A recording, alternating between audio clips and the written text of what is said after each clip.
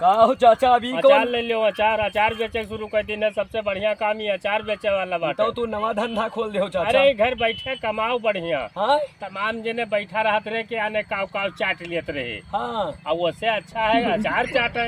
हाँ। क्या करे खाली बैठा रहा दूसर कुछ चाटे। खूब चाटा है। हाँ अचार चाटे हो बार बराए तब चाटे। कौन बार? अरे मोची बार नहीं लावेट जे ना। तो बढ़िया। हाँ नहीं तू सोचो कि आओ कोनो चीज कहा है कोनो मतलब गलत जब तक मन खाए तब तक चाटा है। गलत कमेंट ना की हो। जब चाटे है फालतू कुछ ना चाटे नहीं पहुँचने क्या नहीं काव काव चाट लिया। जब तक मन खाए तब तक चाटा है। जब तक मन खाए तब तक चाटे। तमाम मेर का अचार है कबू एका चाटे कबू ओका चाटे।